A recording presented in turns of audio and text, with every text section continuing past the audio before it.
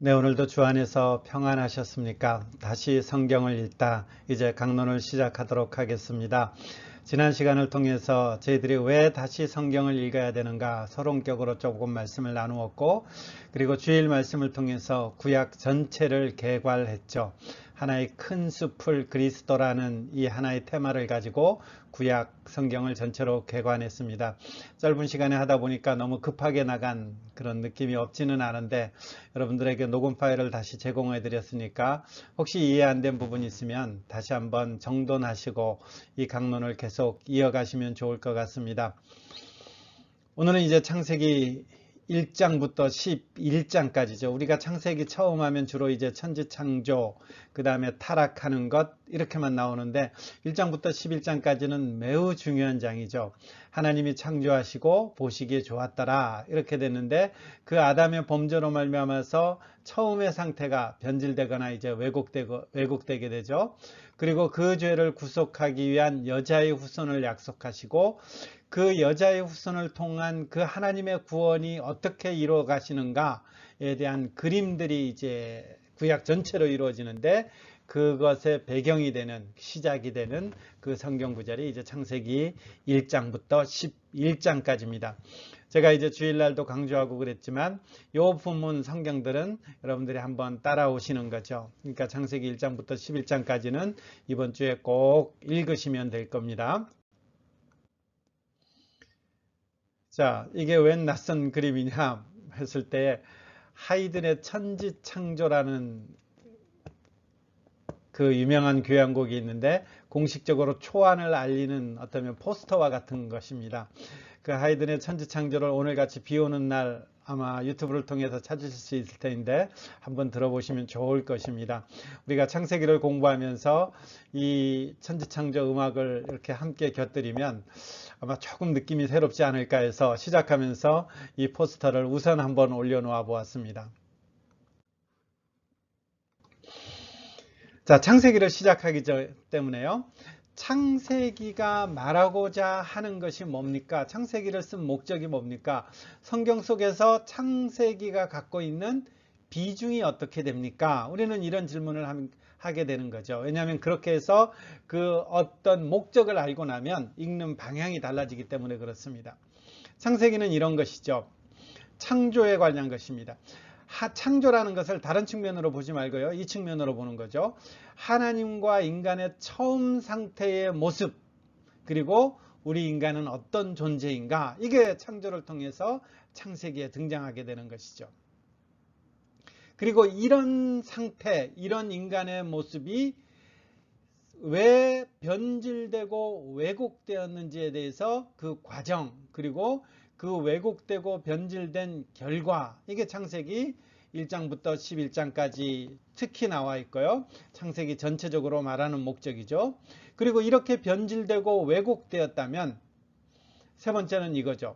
그 인간의 죄를 어떻게 하실 것인가 라는 것입니다.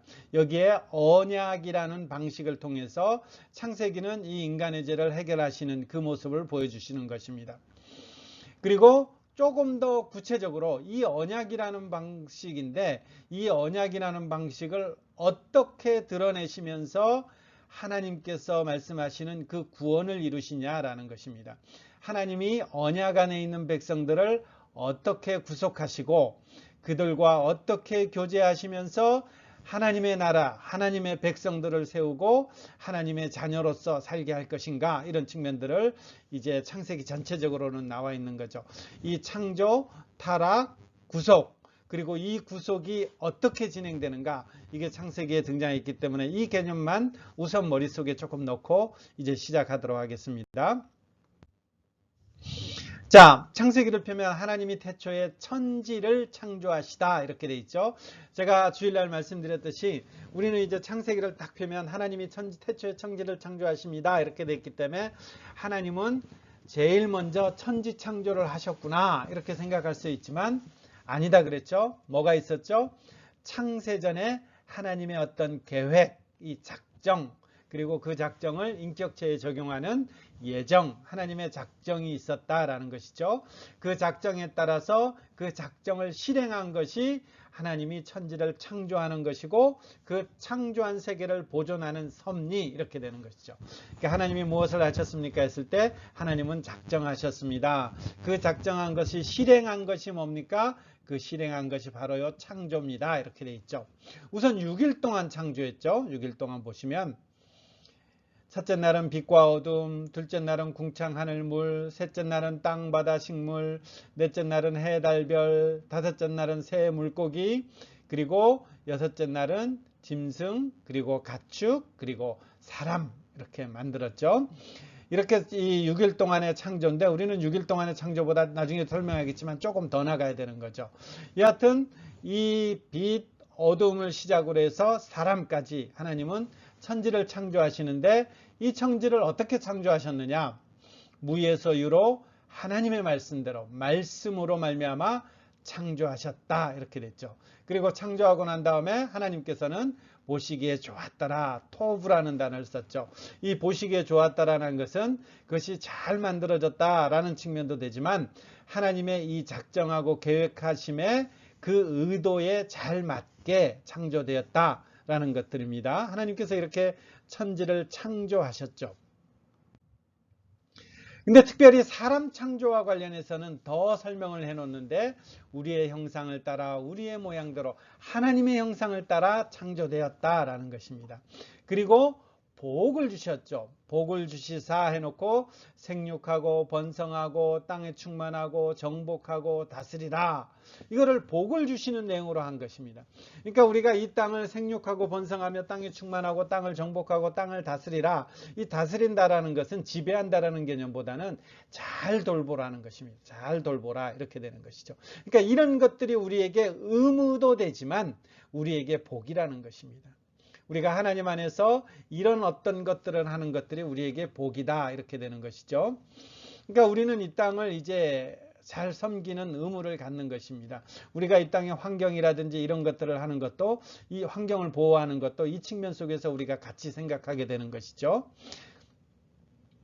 창세기 4장 9절 가면 타락한 이후에 이와 반대되는 모습들이 나오는 것이죠. 우리는 땅을 잘 섬기고 돌보라 이렇게 돼 있는데 가인이 아벨을 죽였을 때 이렇게 대답하죠. 여호와께서 가인에게 이르시되 내 아우 아벨이 어디 있느냐 이렇게 하니까 그가 이르되 가인이 이르되 내가 알지 못합니다 해놓고 뭐라고 표현합니까? 내가 내 아우를 지키는 자니까. 그러니까 내 아우를 지키는 자니까 그 하나님 할 일이 아닙니까? 이렇게 말하는 뉘앙스랑 비슷한 것입니다. 그러나 사람을 지을 때 하나님은 사람에게 이 명령도 주신 것입니다. 그러면 생육, 번성, 땅의 충만, 정복, 다스리라.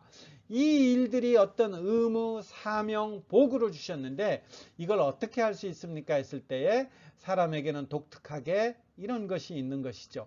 이것을 수행할 수 있도록 우리가 하나님의 형상을 따라 지음받았다라는 거죠.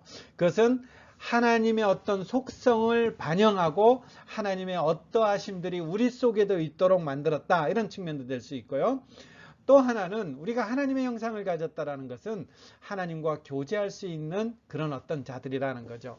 그러니까 우리가 하나님의 형상대로 창조됐다라는 것은 하나님과 교제하면서 그 하나님의 어떠하심을 알아가고 그리고 그 하나님의 어떠하심을 알아갈 때에 우리 속에서 그 하나님과 교제하면서 긴밀한 어떤 그 하나님으로부터 공급받게 되는 것이죠. 교제를 통해서. 그리고 그 하나님으로부터 공급받는 것을 통해서 그 힘을 통해서 그 지혜를 통해서 그 은혜를 통해서 우리는 이 땅에서 성육하고 번성하고 땅에 충만하고 정복하고 다스리도록 이게 사람에게 주어진 사명 그리고 복 이렇게 되는 것이죠. 이게 사람 창조인 것입니다. 자, 그런데요. 성경을 보면 이 창세기 1장이 끝나고 2장이 시작되면서 하나의 또 다른 모습이 나와요. 하나님께서는 이제 창세기 1장에서 피조개를 창조하셨죠. 사람도 창조하셨죠. 그리고 사람을 창조하고 나서 보시기에 좋았더라. 토브라는 단어를 썼죠. 근데 여기서 끝이 아니고 여기에 보면 창세기 2장 1절과 3절을 연결시키고 있다라는 거죠. 어쩌면 이 창세기 2장과 2장 1절에서 3절을 이 창조하고 곁들여서 창조의 절정이자 목표와도 같은 것입니다.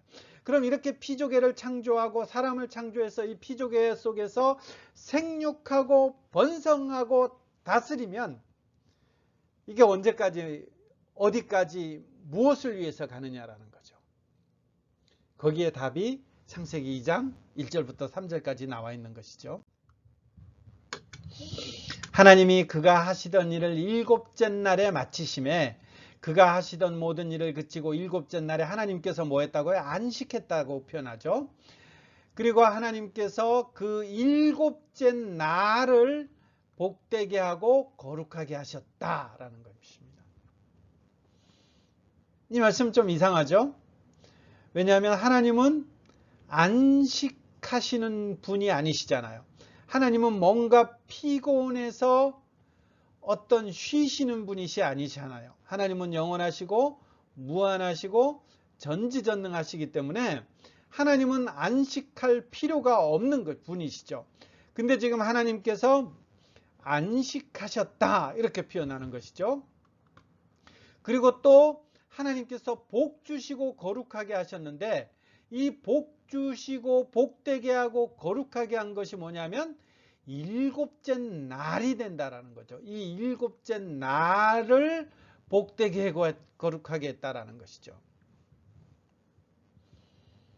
이게 창조 후에 6일 동안 창조해 놓고 일곱째 날에 하나님께서 하신 것입니다. 그렇다면 이 안식이라는 것은 뭐냐? 우리는 이 안식을 생각해 볼 필요가 있는 것이죠. 이 안식이라는 것은 단순히 쉬다 이런 개념으로 성경은 말하지 않습니다.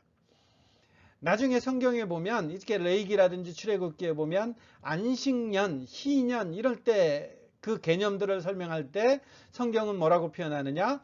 종과 짐승, 땅이 함께 참여해서 복을 누리는 그것으로 표현한다라는 것이죠. 그러니까 단순히 쉬는 것이 아니라 이 안식이라는 것은 복을 누리는 거예요. 함께 즐거워하는 거예요. 함께 기뻐하는 거예요. 근데 히브리서 4장에 가면, 신약성경으로 돌아와서 히브리서 4장에 가면 이 안식을 길게 설명해 놓는데, 하나님 나라의 예수 그리스도로 말미암아 그 하나님 나라가 완전히 이루어진 상태. 언제요? 예수 그리스도가 재림할 때를 말하는 거죠. 예수 그리스도가 재림할 때 예수 그리스도로 말미암아 하나님 나라가 완성될 때의 상태, 하나님의 계획과 통치가 완전히 완벽하게 이루어지는 그 상태, 그 상태를 안식이라고 표현했다라는 거죠. 그러면 이제 하나님께서 이 창조를 다 해놓고 안식했고 그 일곱째 날을 복되게 하고 거룩하게 하셨다라는 것은, 하나님께서 이 창조의 목적은 복되게 하고 거룩하게 하는데, 그것을 이제 안식이라고 표현하는데 여기에 가는 거예요. 여기까지 가는 거예요. 이 일을 누구한테 맡긴 거예요? 아담에게 맡긴 거라는 거죠. 아담은 이 일을 행할 수 있는 능력이 있죠. 그리고 이 일을 하지 않을 수 있는 자유도 있는 것입니다. 이게 아담과 우리와의 차이죠. 우리는 이 일을 행할 수 있는 능력이 있어요, 없어요? 없죠. 그래서 예수님이 오신 거지 않습니까?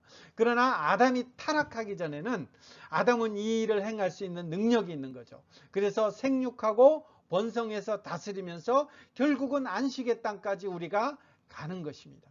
이게 요한계시록에 가면 다시 새 창조라는 개념으로 이제 등장하게 되는 것입니다. 여러분 교환을 보시면 하나님께서 이렇게 되어 있습니다. 여러분 1번 창조에 보면 1번에 1번 에베소서 1장 3절과 4절 말씀이 이렇게 되어 있죠.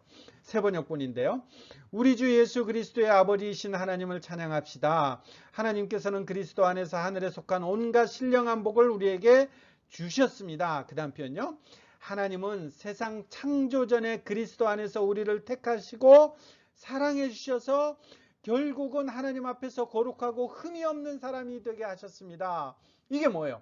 하나님 앞에서 완전히 복받는, 하나님의 통치가 완벽하게 이루어지는 그 날은 하나님 앞에서 흠이 없는 사람이다. 같은 개념으로 설명하고 있다는 것입니다. 요한복음 17장은 대제사장 기도죠. 예수님 하나님 앞에 기도하는데, 잡히시기 전에 기도하는데 이렇게 기도하죠. 아버지여, 내게 주신 자도 나 있는 곳에 나와 함께 있어 아버지께서 창세전부터 나를 사랑하심으로 내게 주신 나의 영광을 그들로 보게 하기를 원합니다. 그 예수 그리스도의 영광을 누가 봐요? 하나님께서 선택해서 구원해내시기로 한 자, 예수 그리스도를 통해서 구원해내시기로 한 자, 그 예수 믿는 자들도 볼 수 있도록 해달라라는 것입니다. 그 볼 수 있도록 하는 것이 뭐예요? 복되고 거룩한 그 안식을 말하는 거라는 것입니다. 그러니까 예수 그리스도께서 오셔서 첫 아담에게 이 일을 맡겼는데 아담이 실패한 거죠. 근데 예수 그리스도께서 오셔서 바로 이 영원한 안식을 이루시게 되는 것입니다. 이 부분은 이제 뒷부분에 조금 더 비교하면서 가게 됩니다. 여하튼 이렇게 창조했습니다. 그러면서 창조하면서 아담에게는 특별히 언약을 맺었죠. 언약을 맺었는데 이것을 이제 행위 언약이라고 표현합니다. 그 행위 언약은 여호와 하나님이 그 사람 아담에게 명하여 이르시되 동산 각종 나무의 열매는 내가 임의로 먹되 선악을 알게 하는 나무의 열매는 먹지 말라. 내가 먹는 날에는 정령 죽으리라. 먹지 않으면요. 먹지 않으면 하나님께서 영원한 안식에 들어가게 한다. 이렇게 되는 것이죠. 이게 행위 언약이라는 것입니다. 생명 언약이라고도 표현하는 것이죠. 아담이 이것을 행하면 하나님의 영원한 안식 가운데 배우고 영원한 생명 가운데 있게 되고 하나님이 명령인 이것을 범하면 아담은 죽게 되는 것입니다. 그 행위를 통해서 하나님께서 언약을 맺습니다. 우리는 이것을 못 지키죠. 타락한 이후로. 그러나 아까 말씀드렸듯이 아담은 이것을 지킬 수 있는 능력도 되고 이것을 범할 수 있는 자유가 되는 것입니다.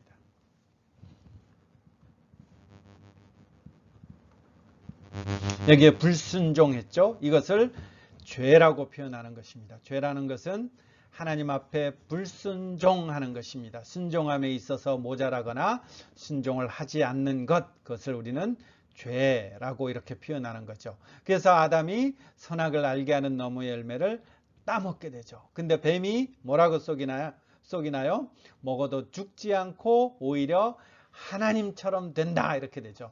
이게 이제 만고불변의 어떤 사탄이 유혹하는 것이죠. 그래서 서신서에도 보면 교만을 계속 지적하고 있고 나중에 바벨탑 사건도 바로 이 교만이죠. 우리가 하나님처럼 된다, 하나님처럼 된다라는 것입니다. 그러나 이 행위 언약에 나와 있는 핵심은 뭐예요? 우리는 하나님이 아니고 하나님의 피조물이기 때문에 이 피조물이 가장 복된 순간은 이 하나님의 명령에 순종할 때입니다 라는 것들을 선악을 알게 하는 나무의 열매를 보면서 계속해서 각인하는 거죠. 동산 중앙에 있는 그 나무의 열매를 볼 때마다 나는 하나님의 피조물이구나. 그리고 그 말씀 안에 있어야 나는 복을 받고 나는 생명의 영원함을 누리는구나. 이것을 이제 누리게 하는 것이죠. 우리는 하나님이 아니고 하나님 앞에서 피조물인 것입니다. 그러나 세상은 계속해서 사단은 하나님 없어도 돼. 하나님 없어도 돼. 너희가 하나님 해도 돼. 너희가 하나님 역할 해도 돼. 이렇게 계속해서 하는 것입니다. 그래서 우리는 이제 세상 가운데서 사실 좀 아나무인 될 때가 많죠.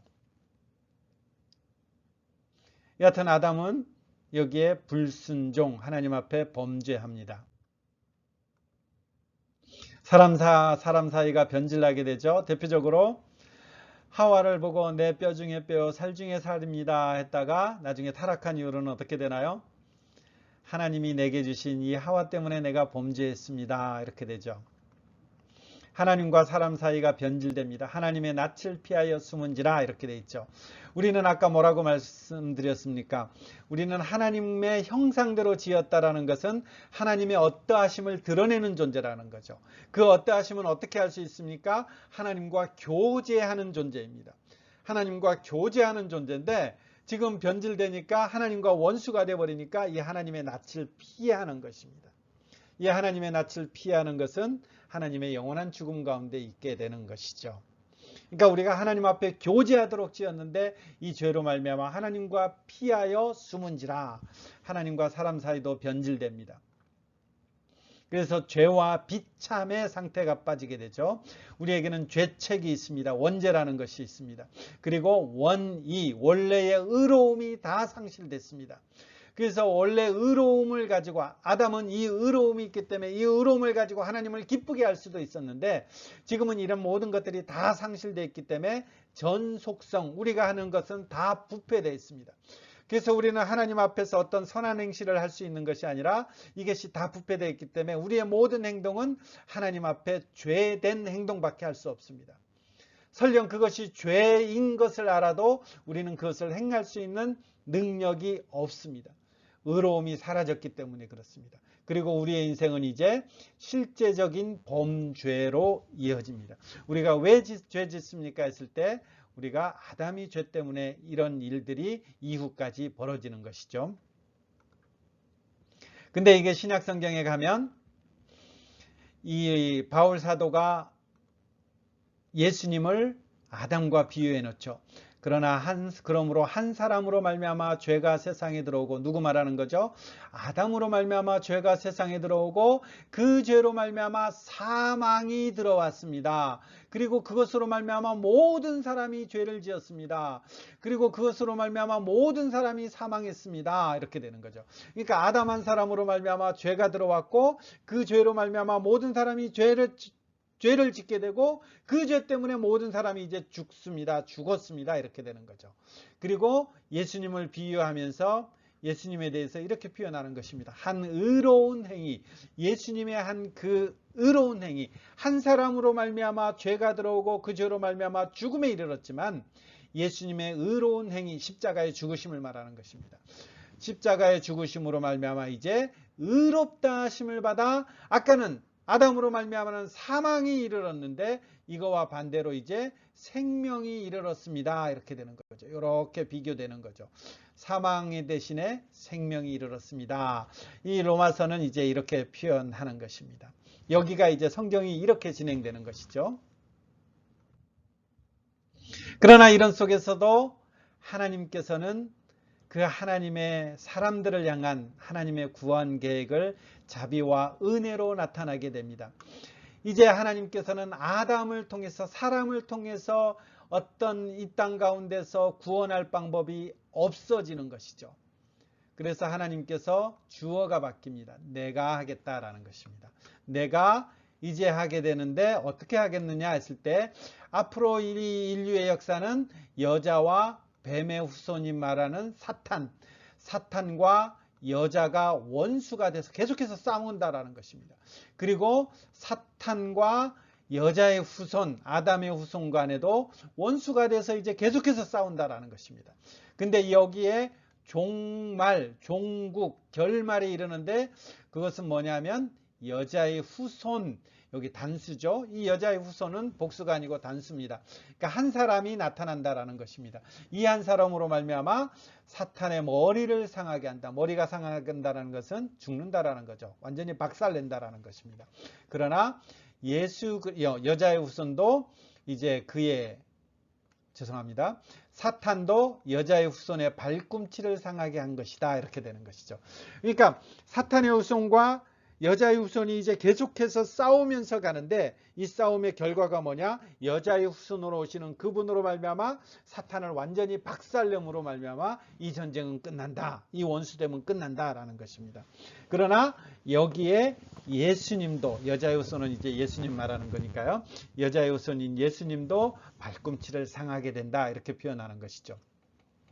이거는 나중에 보면요, 이 가인의 후손, 아담의 후손들이 이 말씀을 잘 붙잡았습니다. 이 말씀에 대한 어떤 그 희망을 이 성경은 곳곳에 나옵니다. 대표적으로 아담이 아내의 이름을 뭐라고 짓죠? 하와, 생명, 열국의 어머니라고 짓잖아요. 지금 하나님께서 너 죽었다 하는데 아담은 뭐예요? 나 살았다 라는 것입니다. 그리고 가인이 나왔을 때 아담이 뭐라고 표현하나요? 여호와로 말미암아 등남하였다, 이렇게 표현하죠. 그리고 셋으로 넘어갈 때에 또 이런 표현을 하게 됩니다. 그리고 노아가 나왔을 때 노아라는 이름을 지으면서 여호와께서 땅을 저주하심으로 수고롭게 일한다. 이게 뭐예요? 이게 하나님의 심판이잖아요. 아담이 하나님 앞에서 선악을 알게 하는 나무 열매를 따먹었을 때 하나님께서 이 심판 내리잖아요. 근데 우리를 이 아들이 아니하리라, 이렇게 표현하는 거죠. 그러니까 그 후손들은 이 아들을 여자의 후손인가 해서 기대하는 것입니다. 나중에 이제 노아의 8 식구를 통해서 그 족보가 이어지는데 셈의 후손을 통해서 가게 되죠. 그 셈의 족보도 이런 맥락 속에서 우리가 같이 보는 것입니다. 그러나 우리는 이 여자의 후손이 누군가요? 갈라디아서 4장 4절을 보면 때가 참에 하나님의 경륜이 때가 되었을 때에 여자에게서 나게 하셨는데 그게 누구냐면 하나님이 그 아들, 하나님이 아들을 보내시는 거라는 것입니다. 이 여자의 후손은 이제 선지자를 통해서 계속해서 주죠. 우리에게 살 길은 메시아가 오시는 방법밖에 없다라는 것입니다.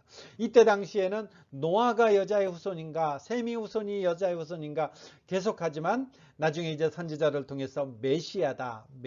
메시아를 신약적 용어로 하면 그리스도가 되는 것이니까. 그리고 신약시대 예수 그리스도가 왔을 때에 이 예수 그리스도가 여자의 후손이다. 갈라디아서는 이렇게 펼치고 있는 것입니다. 그러니까 성경의 장대한 역사가 어떻게 되는가요? 하나님께서 여자의 후손을 약속하셨고 그 여자의 후손을 통해서 하나님께서 그 구원의 그 역사를 쫙 하고 이어가는 것입니다. 그리고 여자의 후손이 와서 사탄을 박살내고 그 여자의 후손을 통해서 뭐가 이루어지는 거예요? 그 하나님의 완벽한 통치가 이루어지는 복되고 거룩한 나라. 어떤 나라요? 창세기에서 말했던 그 안식의 나라로 우리가 이제 들어갈 수 있도록 하는 것입니다. 이게 성경의 전 역사고 성경은 이런 것들을 이제 이런 흐름들 속에서 보여주는 것입니다. 지난 주일날 제가 이 부분에 대해서 여러분과 함께 나눈 것이죠. 그럼에도 불구하고 이제 이 죄는 아담의 죄로 말미암아 죄가 관영해졌죠. 가인이 바로 자기의 동생인 아벨을 살해하게 되죠. 히브리서에 보면 하나님께서 믿음으로 아벨은 하나님께 제사 드렸다 그랬죠. 어떤 사람들은 이제 피의 제사를 드리지 않아서 가인의 제물은 받지 않았다 이렇게 말하는데 그것은 조금 무리가 있고요. 왜냐하면 피의 제사라는 것은 그 이후의 일들이기 때문에. 근데 아벨이 드린 것을 보면 첫 열매 이런 표현들이 있죠. 첫 열매, 첫 새끼 이런 표현들이 있죠. 처음이라는 것은 히브리 문화 속에서 전부라는 것입니다. 그러니까 그 아벨은 자신의 전부를 하나님 앞에 드리는 것이죠. 이것을 히브리서는 뭐라고 표현했나요? 믿음이라고 표현했죠. 그러니까 우리가 믿음이라는 것은 뭐냐면 요것은 내 거, 요것은 하나님 거 이렇게 하는 것이 아니라 내게 주어진 모든 것이 하나님의 은혜로 되는 것이고 이것은 다 하나님 것입니다. 이것은 그렇기 때문에 하나님 앞에 다 맡깁니다. 다 내어놓습니다. 하나님 마음대로 하십시오. 내 모든 걸 다 드립니다. 이게 하나님 앞에 믿음이라는 거죠. 히브리서는 이렇게 표현하는 것입니다. 그 뒤에 보면 람에게 아예 칼의 노래까지 지어가지고 하게 되죠. 문명은 점점 발달하게 되죠. 문명은 발달하게 돼서 어떤 기구도 만들고 노래도 만들고 그리고 가축도 기르고 그러지만 이때의 죄는 더 관영하게 되는 것입니다. 그리고 모든 계획이 항상 악하고 하나님께서 후회하신다, 한탄하신다까지 되는 것입니다. 이 일로 인해서 홍수 심판이 이 땅 가운데서 이루어지게 되는 것입니다. 근데 그 홍수 이후에 하나님께서는 노아의 8명의 식구들을 살려두었죠. 그리고 노아가 그 홍수에서 나와서 하나님 앞에 제단을 쌓아서 하나님 앞에 감사의 제사를 드리는데 이걸 노아 언약이라 그래요. 하나님께서 이제 이 노아에게 말씀하시는데 그 말씀하시는 내용이 물론 저희는 지금 창세기 9장 1절부터 17절까지지만 그 중에서도 일부지만 이 내용들이 이제 전부 이런 거예요. 내가 너희와 언약을 세운다. 하나님께서 주어가 돼서 이제 노아 가족과 언약을 세우는데 빨간색 표현들이 눈에 확 들어오지 않아요. 복, 생육, 번성, 땅에 충만하라 너희의 손에 붙였다. 다른 말로 하면 다스린다라는 거죠. 생육, 번성, 땅에 가득, 번성. 어디서 했던 말이에요? 창세기에서 사람을 만들면서 아담과 하와에게 주셨던 명령이지 않습니까? 복을 주시되 생육, 번성, 땅에 충만, 다스리라 이런 것들을 했는데 지금 하나님께서 노아와 다시 언약을 맺는데 홍수 심판 이후에 다시 지금 노아에게 이 명령을 하는 것입니다. 이 언약을 맺는 것입니다. 그러니까 하나님께서는 하나님의 계획한 것을 따라서 천지를 창조했는데 그 천지 창조한 건 하나님의 보시기에 좋았던 거예요. 그러니까 그 모습 그대로 나가는 거예요. 설령 사람의 어떤 범죄로 말미암아 그것이 늦춰지는 듯하고 그것이 멈춰지는 듯하고 그것이 어긋나는 것 같아 보이지만 하나님은 신실한 분이고 하나님은 절대적인 분이시고 하나님의 계획한 것은 반드시 이루시는 분이시기 때문에 하나님의 약속한 것은 반드시 이루시는 것이기 때문에 하나님께서는 지금 그 아담과 맺었던 그 언약을 소멸시키거나 변경시키지 않고 노아에게 그대로 이어지고 있다는 것입니다. 이게 나중에 노아가 누구한테 이어지나요? 지난 주일날 말씀에 나눴죠. 아브라함에게 이어졌고 이삭에게 이어졌고 야곱에게 이어졌고 그리고 이스라엘이 출애굽할 때는 이것이 가시적으로 실현돼서 이스라엘 백성들에게 이루어진, 그래서 한 민족을 세우는 이런 부분들이 나오는 것입니다. 이게 노아 언약, 하나님의 계획은 신실하게 계속되는 것입니다. 5장, 6장, 7장, 8장, 9장에 걸치면서 이 내용들이 이제 등장하게 되죠. 그리고 노아가 이제 부끄러움을 당하게 되죠. 노아가 벌거벗었음으로 인해서 이제 함이 잘못하게 되죠. 거기서 벌거벗었다 이런 표현들이 이제 나오는데, 이런 것들은 단순히 이제 벌거벗은 것을 보았다 이런 측면보다는 어떤 성적인 관계, 하체를 보았다라는 말은 심각한 표현으로 성적인 범죄를 완곡하게 표현했다 이렇게 생각하시면 될 것 같아요. 그러니까 이 노아 이후의 8가족을 통해서 하나님은 이 하나님의 계획들을 이어가려고 했지만 여전히 이 인생들에게는 하나님 앞에서 범죄하는 그 범죄의 흔적들이 남아있는 것입니다. 바로 노아 때에 하나님 앞에서 부끄러운 짓을 당하게 되는 것이죠. 여기 부끄러웠다라는 것은 아담이 벗었으므로 부끄러웠다라는 거하고 이제 일맥상통하는 것입니다. 그럼에도 불구하고 보면 노아가 이 일 후에 이제 그 세 아들을 축복하고 그리고 세 아들에게 이러저런 유언의 말 같은 것들이 등장하는데 거기에 보면 셈을 축복하게 되죠. 그리고 셈의 족보로 이어지게 되고 이 셈의 후손을 통해서 이 여자의 후손이 나올 것을 암시적으로 우리는 드러내는 것입니다. 그리고 창세기 11장을 보면 이 노아가 셈을 축복하면서 여자의 후손을 기대하는 그 내용이 이 셈의 족보를 통해서 아브라함을 등장시키는 이 연결고리가 창세기 11장에 보면 등장하게 되는 것입니다. 그리고 그들은 바벨성을 쌓다. 제가 영어 표현으로 해놨는데 영어 표현이 조금 이렇게 보기가 편해서 그렇습니다. 자, 우리가 이렇게 하자. 자, 우리가 이렇게 하자. 자, 우리가 이렇게 하자라는 것입니다. 그리고 그 다음에 동사가 왔죠. 우리가 이렇게 하자라는 것입니다. 우리가 어떻게 하나요? 우리가 우리의 성을 만들어서 그리고 우리의 탑을 만들어서 저 하늘까지 도착하게 하고 그 다음에 우리가 우리의 이름을 만들자, 우리의 이름을 높이자라는 것입니다.